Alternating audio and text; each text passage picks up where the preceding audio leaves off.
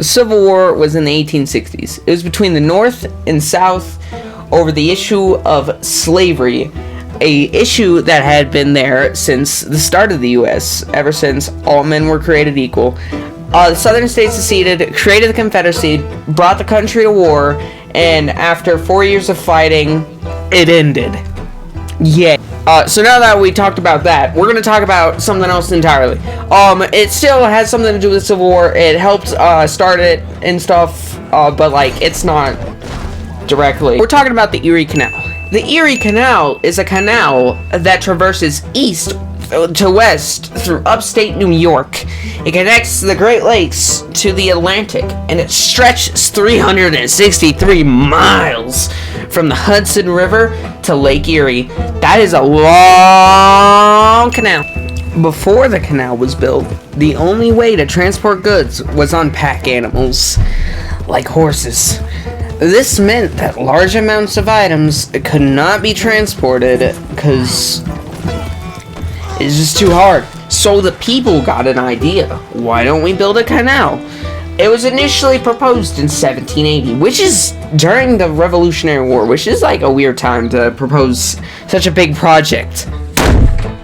I'll take a canal! But like, after a bunch of failed attempts, they finally got accepted in 1808. They got their funding, and then they surveyed the land. There wasn't a lot of good spots. There were forests, mountains, hills, your mother. While excavating areas like this, workers would drink whiskey while handling explosives. Now, I'm no genius, but having whiskey and dynamite is probably not the best idea. Get that dynamite planted now. Alright.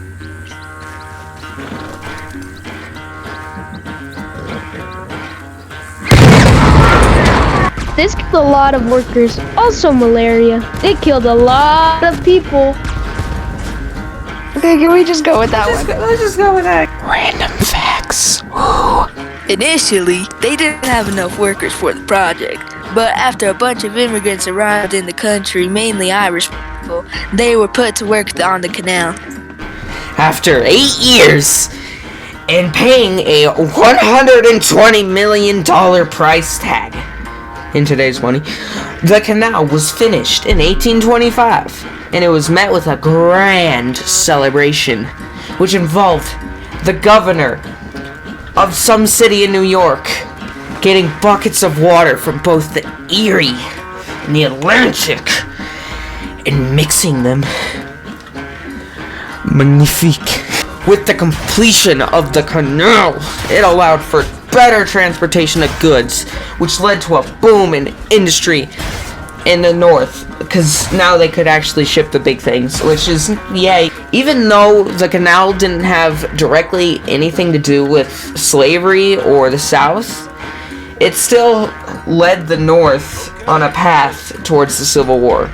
Industrialization, which happened after the completion of the canal due to better transport of goods, led to stuff like the cotton gin and mills, which were both based on the concept of slavery to produce cotton and then textiles. It's a whole mess. But that's how the Erie Canal was important. So, alright, that was quick history on the Erie Canal and how it contributed to the Civil War. If you liked this video, push the like button. It's there because if you like something, you like it. I know, a strange concept. But anyways, bye.